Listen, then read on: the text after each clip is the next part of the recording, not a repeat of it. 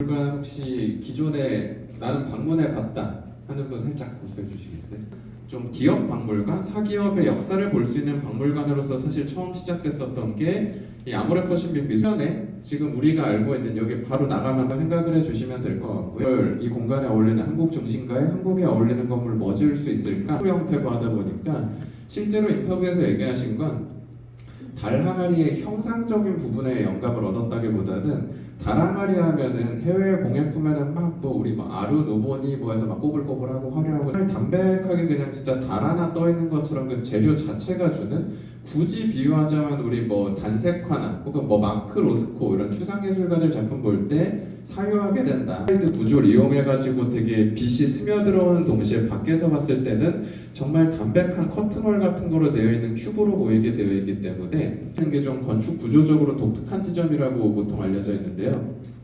유럽 건축은 사실 저렇게 중간에 중정이 있는 구조가 일반적이긴 하지만 구조의 건축물을 만들었다고 평가받는 것처럼 이 아모레퍼시픽 본사 같은 경우에도 5층에서 저 공간을 바라볼 때 용산공원이 보이게 되어 있고 11층에 뚫려 있는 공간에서 봤을 때는 용산의 그 역방향의 도심이 보이게, 화려한 서울이 보이게 되어 있고 17층 방향에서 그 야외 정원에서 또 보면은 남산 타워가 보이게 되어 있고 해서 서울의 정경의 풍경을 원하는 층에서 이렇게 조망할 수 있는 형태로 근무자들이 어찌 보면 휴식하면서 혹은 도심 속에서도 사유하면서 근무할 수 있는 건축물로 지어진 게 이 건물이다 라고 미술관하고 그 쇼핑센터 공간, 그 쇼핑몰 식당가하고 거기만 이용할 수 있다는 점에서 좀 아쉽다라는 의견을 내시긴 했지만, 그럼에도 노벨상이라고 보통 평가받는 프리츠커상이라는 것도 아예 수상을 하셔가지고 지금 도시 안에서 기능하겠다라는 포부를 보여줬고, 그 이후 실제로 굉장히 많은 전시를 보여줬지만 대충 이름만 들어도 막 굵직굵직한 바바라 프루거나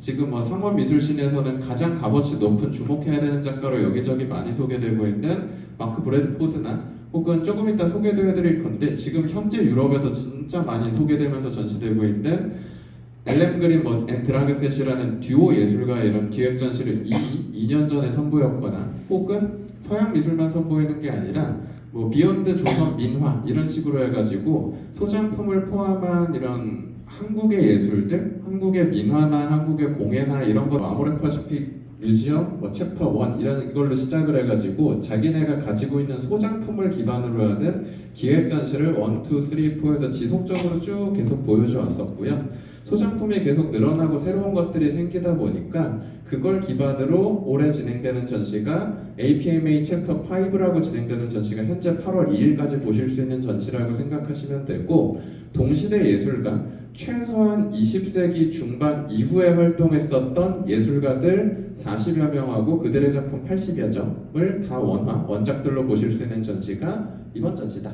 라고 참고해 주시면 될 것 같습니다.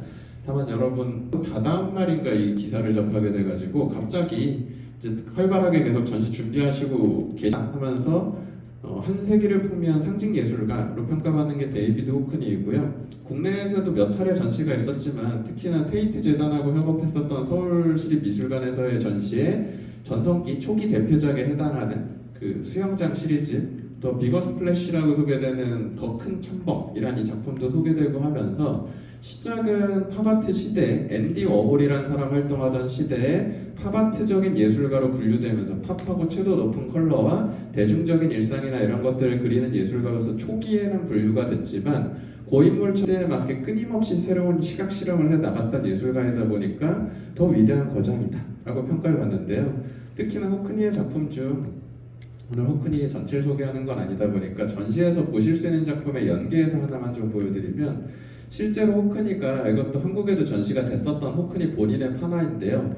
학생이란 작품 보시면 데이비드 호크니는 자기도 이미 거장으로 인정받는 그 시점에도 나는 정말 피카소 같은 위대한 예술가에 불과한 세 발의 피다 이런 얘기를 할 정도로, 사실 여러분 정말 쓸데없는 얘기인데 전 예술가를 바라볼 때 작품의 가치 이상으로 전 중시하는 게 인품이어가지고, 그 4월 강연 오신 분들은 아시겠지만 제가 호스트 계속 대단하다고 얘기하면서도 근데 전 그 사람 싫습니다라고 계속 얘기했었던 게, 이것도 혹시 뉴스 보신 분들은 전시 끝나기 일주일 전에 데미안 허스트가 인터뷰 하나 했거든요.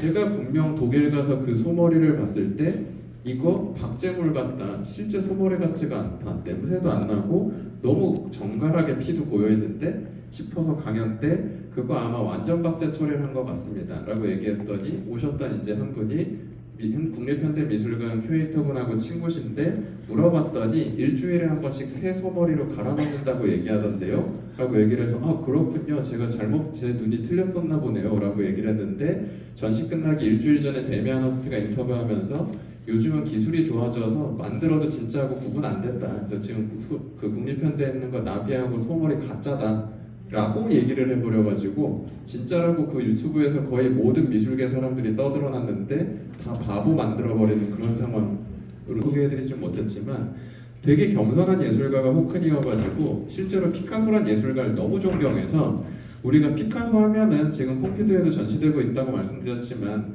키워드로만 넘어가자면 입체파의 초기 특성은 다시점이라고 보통 얘기하는 앞, 옆, 뒤 이런 거 섞어가지고 카메라가 등장한 시대에 하나의 투시점을 해가지고 2년 동안 막 다빈치처럼 28년 그려가지고 암굴의 성모 딱 그려놓는 건 인간의 경험은 아니다 라는 게 피카소의 지론이었고 이건 카메라가 갈 수 없는 영역이다, 인간만이 해석 가능한 영역이다 라고 믿었었는데 이걸 깬 게 사실은 데이비드 호크니다 라고 보시면 됩니다. 데이비드 호크니 하면 페인팅이 더 익숙하시지만 사진작품으로도 엄청난 업적을 남긴 예술가로 소개되고요.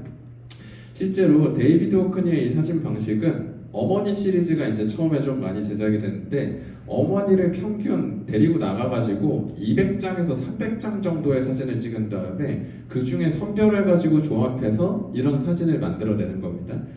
여러분 만약 아들이 엄마한테 엄마 내가 엄마 인생사진 하나 찍어줄게 하고 데리고 나가가지고 세워놓고 몇 시간 동안 계속 몇백 장을 찍더니 이렇게 붙여가지고 엄마 너무 잘 나왔지 하고 만약 갖다 줬다 라고 생각하신다면 여러분 막 영화에서 얼굴 찢어지고 갈라지는 막 그 영화 속 모습처럼 이상해 이런 식으로 사실 많이 보게 되어 있는데 데이비드 호크니는 어머니에 대한 애정과 시선이 담겼다고 보시면 될 것 같습니다.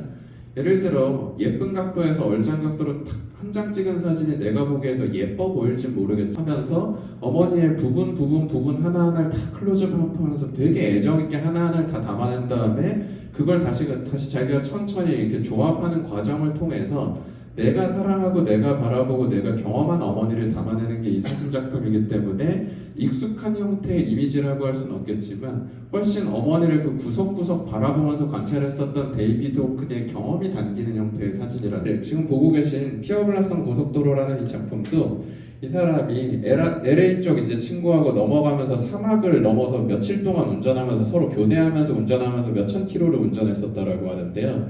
운전하면서 자기가 경험했던 걸 이건 2,000잔 이상 찍은 다음에 모아가지고 선택해서 이게 다 써있는데 왼쪽에는 그게 다 없는 형태로 되어 있죠. 실제 저런 도로가 있지 않겠죠.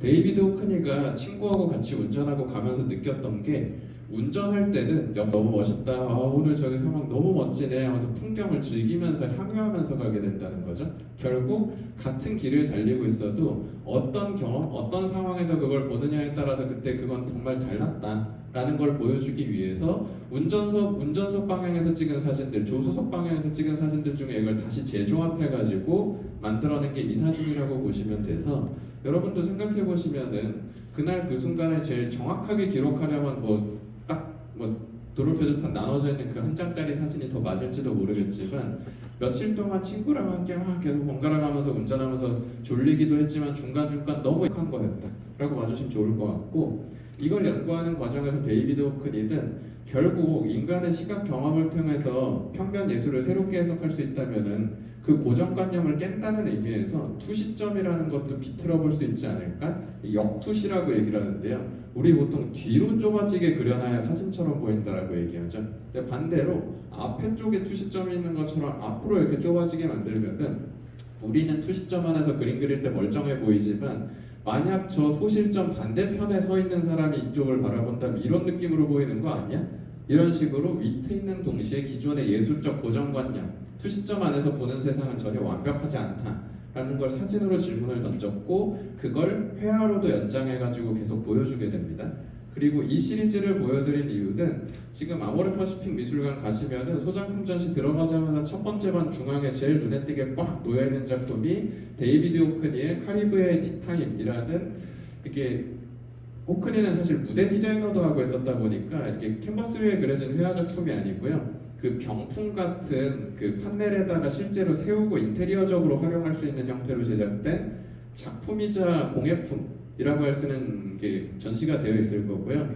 이것도 홈페이지에는 사진이 분할된 형태로 되어 있어서 조금 제가 합친 형태로 보여드리자면, 이런 느낌으로 말씀드린 것처럼 눈앞에 보이는 가시적인 세상을 최대한 사진처럼 정확하게 그려야지가 목적이 아니라 피카소에 대한 존경의 연장선으로 거기에다가 팝아트적인 시대의 영감으로 색감이나 느낌은 20세기 이후 퍼펀 컬러, 모더니즘 시대 이후라고 얘기하는 현대 시대에 사용되는 산업적이고 고채도의 에너지 넘치는 색을 쓰지만 그 안에 시각적인 표현이나 해석하는 방식에 있어서는 피카소 연장선에 있는 고정관념을 깨고 인간의 경험과 해석으로서 보여준다라는 추상과 구상의 경계선에 서 있는 좀 독특한 예술을 남긴 이 결과물을 이번에 가면 보실 수 있을 겁니다. 여기는 주로 한 점 아니면 두 점 정도씩 그 예술가들의 작품이 시기 상관없이 툭툭 이렇게 놓여 있다 보니까 그 예술가가 뭘 지향했던 사람이고 그게 왜 가치 있는지에 대한 어느 정도의 정보나 이해 없이는 솔직히 들어가서 관심 없이 보시면은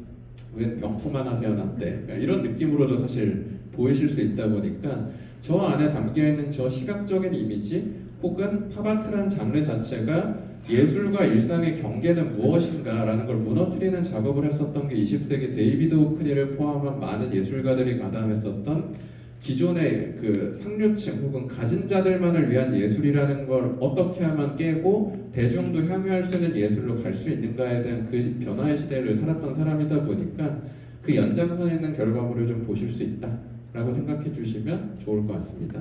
훨씬 귀여운 작품이 하나 있을 겁니다. 지금 살아계신 원로 예술가이지만 원로라고 보통 막상 또 평가가 잘 안 되는 이유가, 여러분 이게 가디언지에 로저 알리라는 예술가가 소개됐었던 기사인데 자세히 보시면은 77세에 주목해야 되는 신진 작가라고 소개되고 있습니다. 왜 그렇게 소개가 됐었냐면 이분은 대학 졸업하고 그 로얄 아카데미라는 완전 명문 대학교 미대 나오셨는데 졸업하고 얼마 안 돼가지고 그 연인하고 사이에 애가 생기는 바람에 아이가 생기는 바람에 작업하시는 걸 포기하고 결혼을 선택하셔가지고 20년 넘게 아이가 건강하게 장성할 때까지 엄마로서의 역할에 최대한 충실히 살았던 사람이고요. 40대 중반이 되어서야 이제라도 난 나의 꿈을 향해서 다시 도전하겠다고 뒤늦게 예술을 시작했고, 다만 하시는 예술 방식이 그 당시 유행이나 트렌드 흐름하고는 전혀 좀 동떨어진 측면이 있어가지고 50, 60대 때도 작업은 꾸준히 해 나가셨지만 막 적극적으로 조명되거나 소개되지 못하다가 70대가 돼가지고 오히려 다시 이분이 그리는 예술 트렌드가 좀 유행하고 시장에서 이슈가 되면서 주목해야 되는 신진 작가 하고 소개된 게 로저 알리였었고요. 이분도 한국에서 그 예술의 전당이라는 데서 몇 해 전이죠?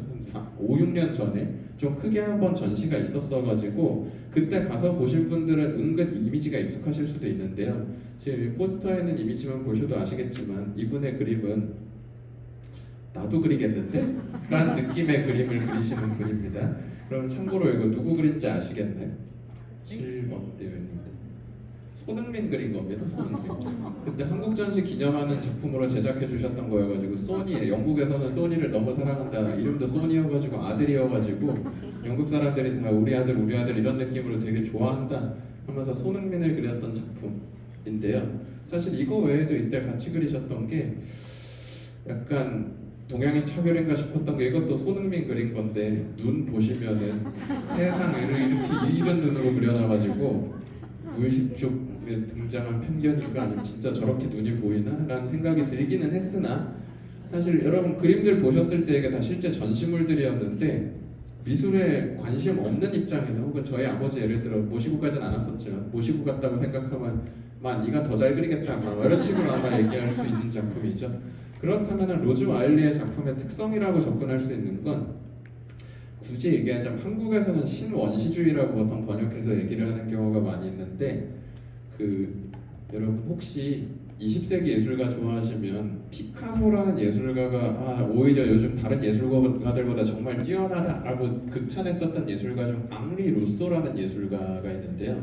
이 사람의 특성은 그 미술을 배우지 않은 사람이었습니다. 그래서 오히려 순수한 미술을 한다라고 평가를 받았어가지고 그런 형태로 배우지 않았는데 감각적으로 예술을 펼쳐나가는 아티스트들을 보통 나이브 아트, 배우지 않은 자들의 예술 혹은 아웃사이드 아트 해가지고 어찌 보면 시스템 밖의 예술가들이라고 평가받았습니다. 그래서 국내에서도 로즈 와일리를 종종 아웃사이드 아티스트라고 소개되는 경우가 있는데 그게 약간 어긋나 버린 게 이분은 제대로 배운 분입니다. 로얄 아카데미 나온 데다가 나중에 다시 더 배우려고 골드스미스 대학교도 가서 또 수학하셨던 분이기 때문에 오히려 미술 쪽 교육으로 따지면 엘리트 교육을 받은 사람인데 의도적으로 이렇게 그린다는 거죠. 그렇다면 왜 의도적으로 이렇게 그리느냐에 대한 이해만 해주시면 되는데 피카소라는 그 계속 어쩔 수 없이 20세기에 거듭해서 나오는 위대한 예술가가 그런 말을 남겼다고 하죠. 모든 사람은 창의적인 아이디어, 창의적인 감각을 가지고 있는데 어린아이일 때는 누구나 다 창의적인 감각, 창작자로서의 재능을 가지고 있는데 성인이 되어서도 그 창작성을 유지하고 있는 사람은 거의 없다라는 말을 남겼었는데요. 로즈 와일리가 보여주는 이런 표현들이 어찌 보면 자유롭게 표현의 욕구로 어떠한 틀, 원근법 맞춰야 돼, 추상을 그려야 돼, 세련되게 그려야 돼 이런 모든 틀을 깨고 오히려 배웠지만 아이가 그리듯이 순수하게 자기 삶의 경험으로 돌아가겠다고 타히티 섬이라는 데까지 굳이 들어가가지고 쾌락의 집이라고 집을 짓고 저도 그분 또 인성 때문에 안 좋아하는데 그 원주민 소녀들 그 쾌락의 집에 불러놓고 이 짓거리 저 짓거리하고 모델 세우고 그림 그리다가 성병으로 뭐 그러고 가신 분이지만 어쨌든 인간의 본능적인 그쪽으로 들어가고자 했다면은 이 로즈 와일리란 예술가는 영국에 살아가고 있는 가볍게 얘기하자면 영국 아줌마, 영국 할머니가 그 21세기의 삶 속에서 경험하고 목격하는 것들 실제로 잡지의 표지를 이용한다거나 요즘에는 이런 여성의 이미지가 예를 들어 사랑받는 가장 이상적인 이미지로 평가받는다면 과거에 막 유물이나 과거에는 이런 것들이 막 수집당하고 상징이었다 이런 자기가 경험하고 봤었던 걸 아이의 호기심과 같은 시선으로 표현하는 게 로즈 와일리다 라고 보시면 좋을 것 같아서 여러분 부탁드리고 싶은 건 뭔가 인간의 사유와 뭐 페미니즘의 뭐 이런 개념이 아니라 예술이라는 것을 너무 막 어렵고 무겁게 만드는 게 아니라 오히려 본능적이고 가볍고 직관적인 영역으로 끌고 가고 싶다. 그러니까 로즈 와일리의 접근법이기 때문에 진짜 되게 자유롭다, 진짜 순수하다, 어찌 보면 용감하다 이런 걸 그려가지고 미술계에 들고 나와서 팔아먹다니 대단한 걸 이런 느낌으로 오히려 보시는 게 로즈 와일리의 맛이다라고 생각해 주시면 좋을 것 같습니다. 위로가 주거나 힐링이 될 만한 이런 문구를 무지개 모양으로 만들어서 사실 이거 구하우스라는 곳 가시면 거기도 이런 식으로 붙어 있는데요. 딱 봐도 약간 희망적이고 기분 좋아지는 듯한 그런 작품을 선보이는 예술가입니다. 다만 이미 색감과 느낌에서 작품 보시다 보면은 감을 잡으시는 분들이 있으신데 실제로 우고 론디론에는 동성애자이기 때문에 사회적인 어찌 보면 소수자로서 차별을 경험하면서 살아가는 사람이지만 그렇다고 해서 세상을 부정적으로 보는 게 아니라 그 우울 속에서도 희망을 보여주고자 하는 예술가이기 때문에 피에로라는 작품도 여러분 자세히 보시면 이거 실제 그 실물 사이즈, 인간 사이즈로 되어 있는 피에로 조각이라고 해야 될까요? 생산하는 형태이긴 한데 인간 모양의 피에로 조각에다가 다 옷까지 입혀놓고 앉아있거나 눕혀있거나 이렇게 전시장에 깔려있는 형태여가지고 이 작품 처음 보시는 분들은 들어갔다 당황합니다. 퍼포먼스 같은 거 하고 있나? 가까이 가서 이렇게 보다 보면 가짜네? 그리고 그 조각처럼 이렇게 보게 되는 거죠. 근데 어찌 보면 사람들에게 행복을 주는 듯한 피에로가 너무 나른하고 막 약간 지쳐있는 듯한 모습으로 이렇게 표현되어 있지만 삶이 그렇다는 거죠. 늘 행복한 순간만 있는 게 아니라 그 행복한 순간 속에 뭐 우울 같은 것도 있고 힘든 순간 같은 것들도 있는데 그럼에도 인생은 흘러간다. 인생은 극복된다. 라는 걸 이 사람만의 방식으로 던지는 위로다라고 한번 봐주시면 좋을 것 같습니다. 개인적으로 흥미로웠던 건 최근에 그 배우이지만 예술가로 또 이제 활동하시는 박신양 배우님께서 최근에 세종문화회관에서 자기 개인전 하실 때 이제 요정이라는 테마로 해가지고 거기엔 실제 배우들을 삐에로 분장해가지고 전시장에 계속 돌아다니면서 우리에게 영향 미치게끔 하는 형태로 예술을 했었거든요. 인터뷰하고 얘기를 잠깐 나눠봤는데 우고 론디논에 직접적 영향이 있거나 이건 아닌 것 같지만 좀 유사한 지점이 있어가지고 그런 부분도 같은 피에로를 다르게 사용하는 방식으로 보셔도 좋을 것 같고요. 이것도 제주도의 포도미술관이란 공간에서 한 4, 5년 전에 전시 한 번 있었는데 저 같은 약간 현대미술 덕분 가가지고 또 그럼 난 그 일부가 되겠다 하고 저러고 누워가지고 관종 마냥 평상시에는 숨어가지고 사람들하고 대화 한마디 못하는 성격이지만 미술관만 가면 저러고 최대한 누려보겠다고 이렇게 막 참여하고 즐길 수 있는 그런 작품이 피에로 시리즈도 있고요. 더불어서 제일 유명한 것 중 하나가 이거 뮤지엄산에서 전시되고 할 때 조금 더 작은 사이즈로 해서 야외 그 조각공원 쪽에 많이 설치되어 있고 하기도 했었지만 세븐 매직 마운틴이라는 이 작품은 라스베가스 가는 길에 있는 그 사막, 꽤 많이 떨어져 있는 사막에다가 이렇게 실제 돌을 이용하는 경우도 있고요. 전시 공간이나 특성에 따라서 저 돌 모양의 청동으로 만들어 가지고 제작되는 경우도 있는데 여기 있는 건 실제 돌을 도색해서 만들어 놓은 거로 이제 알려져 있고 보시면은 여러분 너무나 삭막해 보이는 저 사막에 실제 자연에서는 나올 수 없는 색감을 가지고 있는 그 자연몰인 돌이 저렇게 막 마치 고인돌 돌탑 마냥 서 있으니까 저 공간이 굳이 좀 괜히 미술적인 느낌으로 얘기하자면 되게 초현실적인 그냥 좀 일반적으로 얘기하자면 비현실적인 느낌이 드는 현실인데도 되게 낯설고 새롭게 느껴지는 이것도 현대미술을 좋아하신다면은 랜드 아트라고 해서 대지 미술이라고 해서 자연 위에서 자연물을 기반으로 보여주는 예술가들이 이미 이 앞선 시대에 있었는데 우고 론디논에는 그 양식을 끌어오되 자연물을 그대로 놔두는 게 아니라 거기에다가 예술가의 가공이라는 요소를 넣지만 그렇다고 그게 되게 인간적으로 막 무슨 뭐 생각하는 사람 이런 근육 같은 걸 표현하는 게 아니다 보니까 가공은 됐는데 여전히 자연물처럼 보이기도 하는 그 오묘한 경계선에 서 있는 독특한 감각의 현대미술을 보여주는 게 우고 론디논이라고 보시면 되고 이 작품이 큰 인기를 끌었던 이유는 대방탄소년단의 RM님께서 여기 너무 좋아 하고 방문해가지고 또 인증 바로 올려주시면서 우리 아미님들의 명소가 되어서 내가 렌트카만 빌릴 수 있으면 여기 무조건 간다 하면서 이제 다 방문하는 성지처럼 되어버린 게 이 세븐 매직 마운틴이란 저 돌로 되어 있는 작품이다 라고 보시면 될 것 같고요. 그래서 이번 전시회는 사실 저 시리즈들의 연장선에서 소장자를 위해서 제작된 작품이라고 보시면 되는 게 이 작품으로 보시면 되는데 여러분 제목 너무 이상하게 막 써있죠. 저게 독일어라고 하더라고요. 저 독일어 아예 못해가지고 그 발음 써있는 걸 제가 그냥 캡처했는데 읽어드리면은 발음이 지바이터 마이 지바이타우젠트 우트 엘프 랍니다. 근데 이걸 일부러 띄어쓰기를 안 해놨답니다. 문자 더 알아보기 힘들게. 근데 그 단어의 뜻이 그냥 2011년 5월 2일 이란 의미를 그냥 붙여놔가지고 알아보기 힘들게 만들어 놓은 거라고 하는데요. 지금 이 시리즈는 여러분 해상도에 한계가 있다 보니까 완벽하게 느껴지진 않으시겠지만 전시장 가서 보시면 이거 그 프리즈 때도 이거 더 예쁜 색감 버전 막 나오고 했었는데 노란색 버전 이런 건 진짜 눈 아픈 수준이고 이번에 아모레 퍼시픽 것도 가까이 가서 이렇게 보시다 보면은 분명 그냥 채색되어 있는 이거 그 에어브러쉬로 작업하는 거거든. 뿌리는 거로 해놓는 건데 무슨 디지털 화면 같은 거 보는 것처럼 조명 연출만 잘 돼 있으면 약간 울렁이는 것 같기도 하고 빨려 들어가는 것 같기도 하고 이것도 굳이 장르적으로 구분하자면 옵아트, 옵티컬 아트라고 얘기하는 착시가 일어나는 듯한 시각적인 평면을 경험하시게 될 텐데 제목을 저렇게 해놓은 이유가 우리 그 김한기 선생님도 뭐 물론 샵 331 이런 식으로 번호 구분을 하긴 하지만 그 뒤에 보통 뭐 27, 1 다시 뭐 이렇게 돼 있는 게 몇 년, 몇 월, 며칠 이걸로 그냥 보통 날짜 표기해 놓는 것처럼 구체적인 어떤 의미를 추적하는 게 아니라 마크로스코 작품, 김한기 선생님 작품 이런 거 보는 것처럼 명상에 빠져드는 듯한 그런 추상적인 감각의 경험을 자기만의 현대적인 방식으로 보여주겠다는 겁니다. 막 붓으로 이렇게 쌓아올린 고평가받았었던 마크 로스코, 정확히는 사실 바넷 뉴먼이라고 로스코 말고 수직으로 선 하나 이렇게 기어가지고 또 약간 추상적인 감각을 불러일으키는 이 예술가에게 처음에 많이 영감을 얻어서 초기작은 전혀 다른 느낌의 완전 좀 회화적인 형태의 작품으로 처음에는 연구를 했었다고 합니다.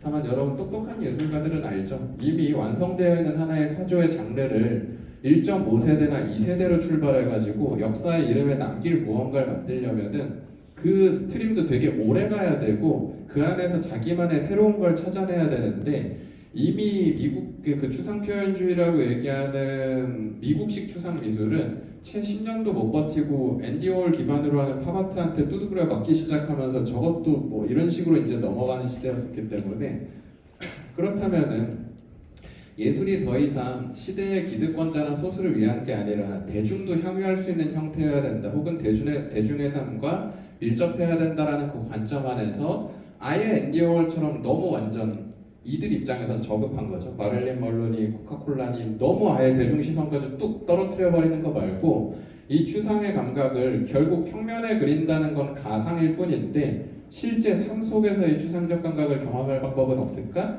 해가지고 초기에 보여주는 형태가, 이때부터 아예 이제 자기가 제작 안 하고 공장에다 의뢰해가지고 요런 박스하고 저런 파이프 이렇게 들어가게 딱 만들어 쓸 수밖에 없는 거죠. 그나마가 뭐 예를 들어서 조금 더 세련되게 되는 게 말씀드린 황금기로 접어들게 되면은 조금 더 그래도 예쁜 색감과 예쁜 디자인으로 가공되는 건데, 여러분 하나만 여쭤보겠습니다. 보셔서에서 실패한 예술 장르다 라고 평가하는 미술계 전문가들도 있기는 하나, 저는 근데 생각보단 좀 좋아하는 편입니다. 미니멀리즘 예술에 대해서 제가 개인적으로 좀 좋아하는 사건이, 도널드 저든 아니고 같은 시대에 활동했었던 예술가 중에 칼 안드레라고 바닥에 또 판 같은 거 깔아놓고 그냥 이러는 또 다른 미니멀리즘 아티스트가 있거든요. 그 사람이 실제로 경험했다는 사건 하나만 소개해드리면, 칼 안드레가 원래는 로덴 같은 예술가처럼 클래식한 조각하는 사람이어가지고 돌로 막 얼굴 이렇게 열심히 이렇게 앞에 깎고 있는데, 자기 친구였었던 프랭크 스텔라라는 예술가가 작업실에 놀러 왔답니다. 놀러 와서 열심히 만들고 있는 부분을 보더니, 야, 너 역시 손재주가 좋다, 진짜 잘 만들었네, 이렇게 얘기를 하더니 뒤에 가가지고 아직 안 깎은 그냥 부분을 보더니, 야, 여기가 더 좋은데? 라고 얘기를 하더랍니다. 그때 사실 기분 나쁠 수도 있었겠지만 칼 안드레가 이제 기록에 남긴 건 말이 너무 멋있었던 게 그렇게 얘기하더라고요.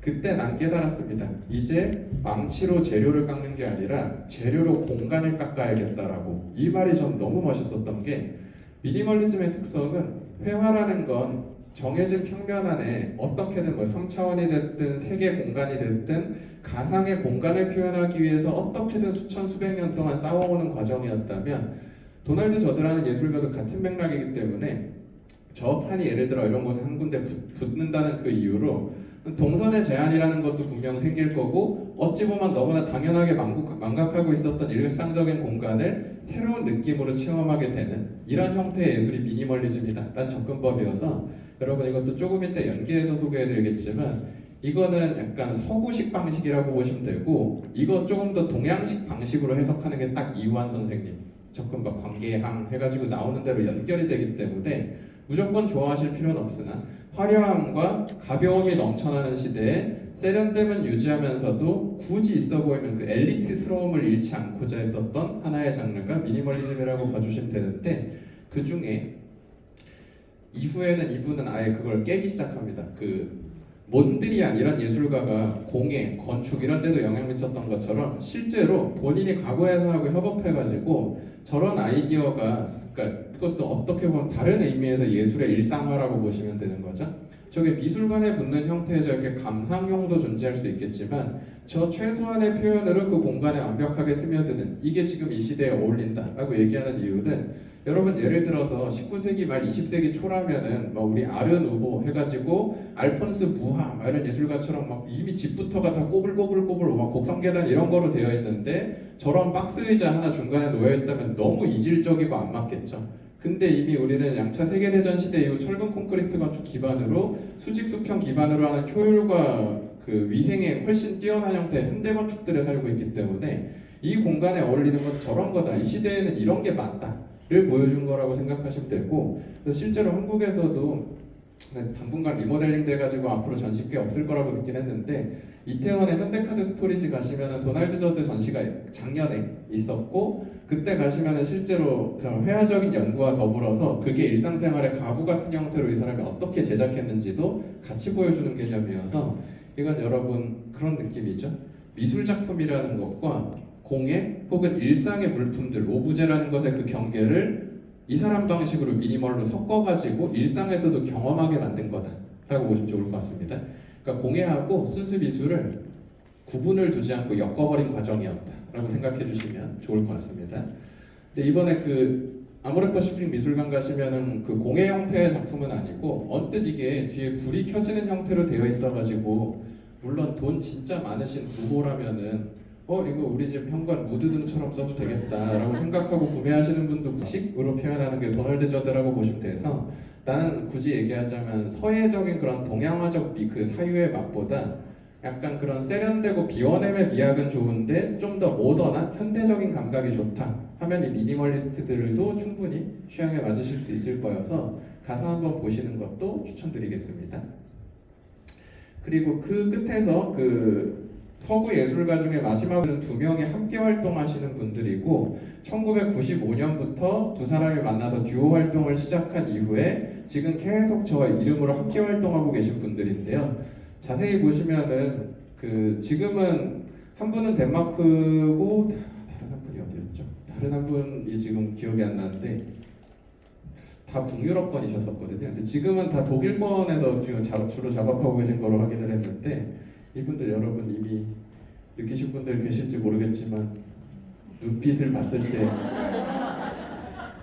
심상치 않은 눈빛을 느낄 수 있죠. 실제로 아이러니한 건 두 분은 원래는 연인이셨었다고 하고요. 이분들도 이제 동성애자셔가지고 연인이셨었는데 지금은 헤어졌답니다.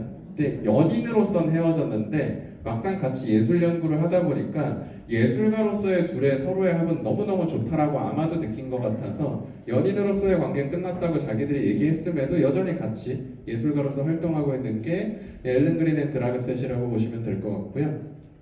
이분들 좀 초기에 썼던 작품 중 좀 유명한 게 프라다 마파라고 해가지고 이것도 그 LA 쪽 넘어가는 길에는 사막 한쪽 진짜 한참 떨어져 있는 그 사막 중간에다가 프라다 마파 해가지고 그냥 매장을 하나 만들어 놓은 겁니다. 그리고 2005년 당시에 나왔었던 프라다 신상품 진짜 저 안에 매장처럼 저렇게 다 깔아놨었던 거죠. 그리고 그게 그냥 작품이라고 하는 겁니다. 다만 저 안에 들어갈 수는 없습니다.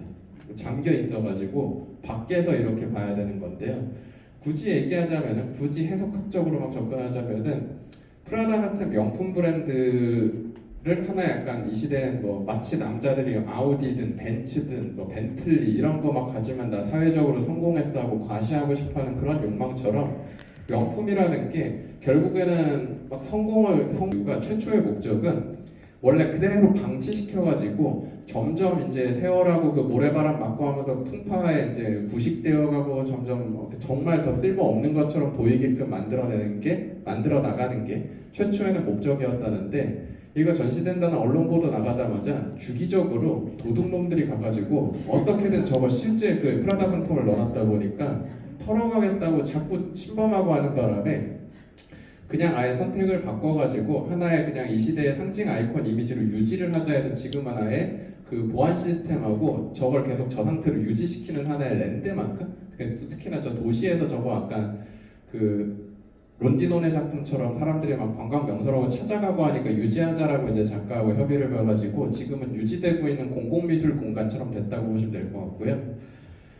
프라다 하니까 개인적으로 마음 아픈 게 여러분 갑자기 쓸데없는 TMI인데 그 결혼 준비하면서 제가 올 가을에 결혼하는데 상견례 직전에 장모님한테 잘 보이려고 프라다에서 나름 열심히 모은 돈으로 지갑을 하나 사서 이렇게 드렸거든요. 근데 사서 딱 여는데 그 단추가 팍 떨어져 버리더라고요. 너무 어이가 없어가지고 그래서 프라다에 얘기했는데 그 뭐 보내면은 붙여서 다시 주겠다고 하더라고요. 그래서 아니 우리 열 때 이랬다. 그냥 새 상품으로 교체해주면 안 되냐 했더니 원칙적으로 안 된다고 해가지고 아직도 그 지금 1년 넘었는데 아직도 투쟁 중입니다.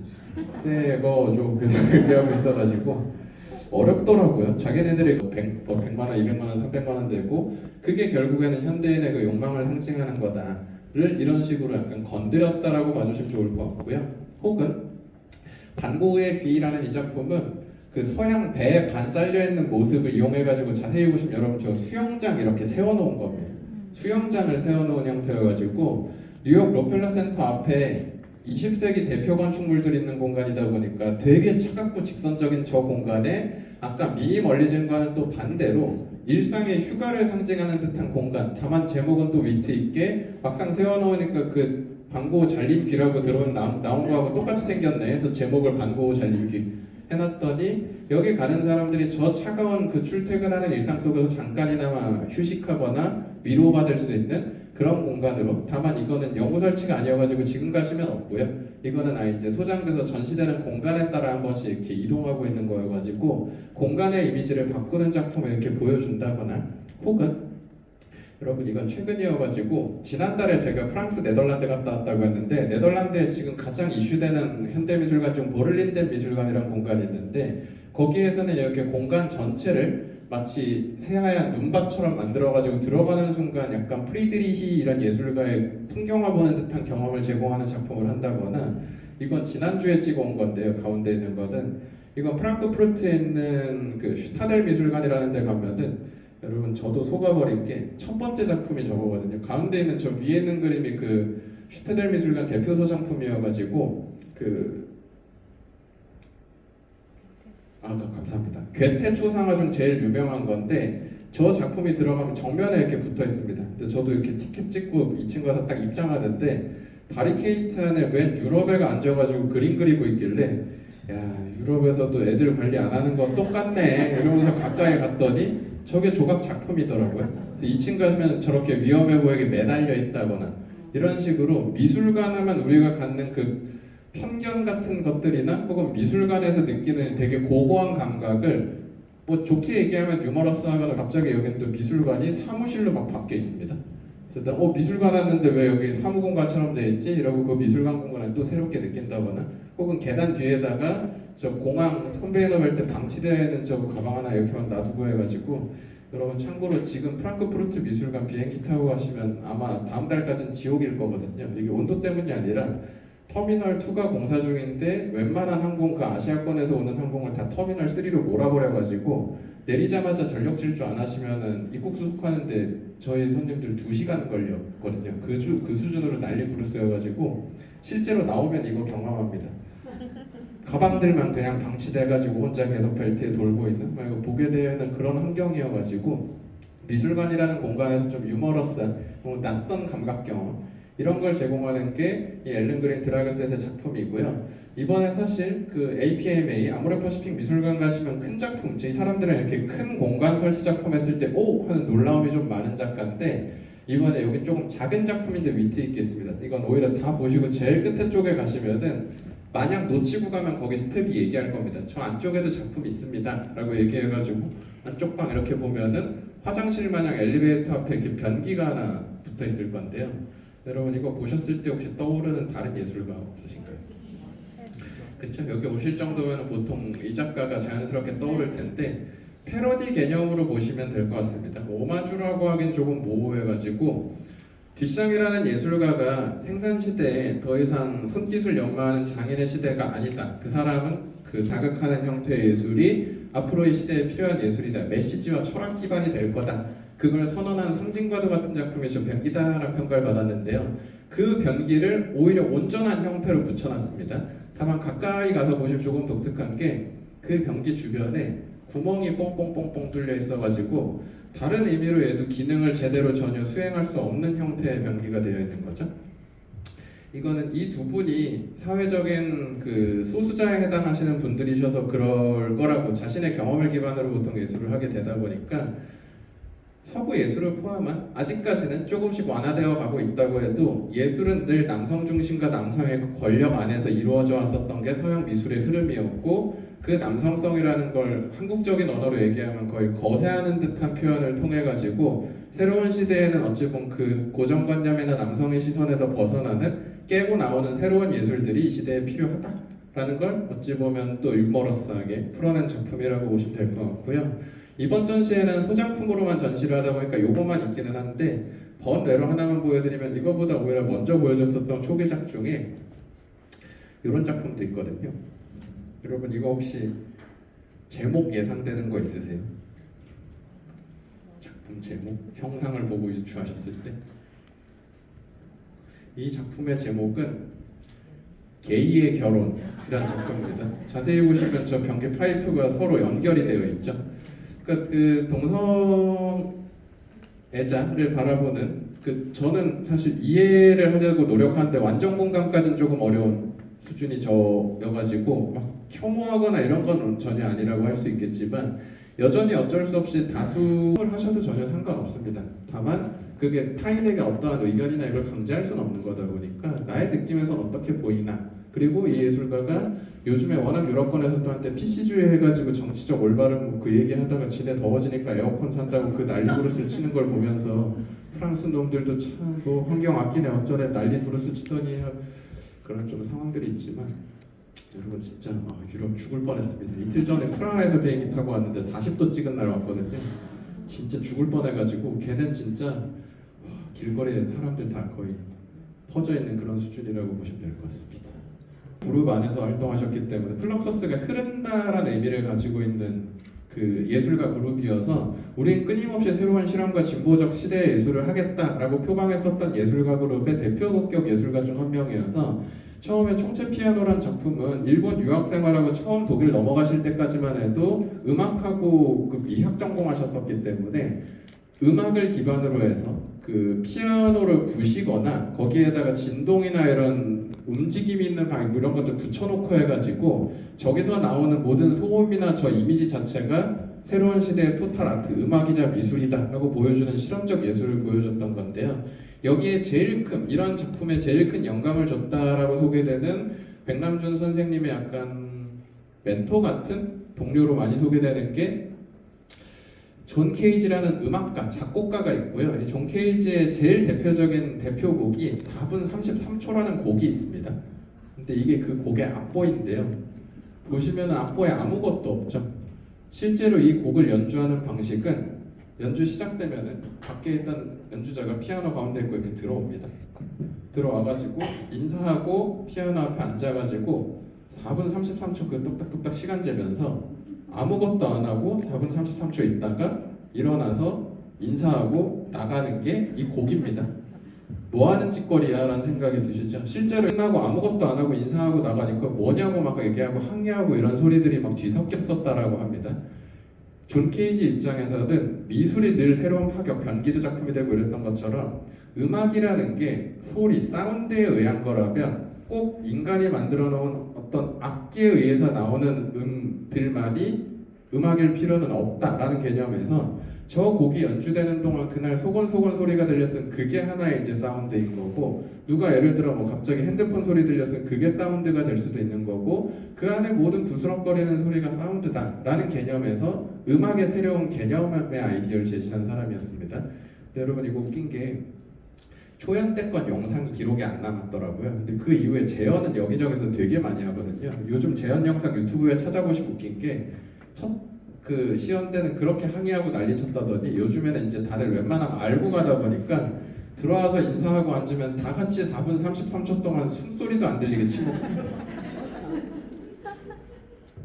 인사 딱 하면 이제 이 박수 칩니다. 브라보! 너무 좋았어요. 한 번 더 듣고 싶어요. 지적 허영식 끝까지 올려주는 거죠.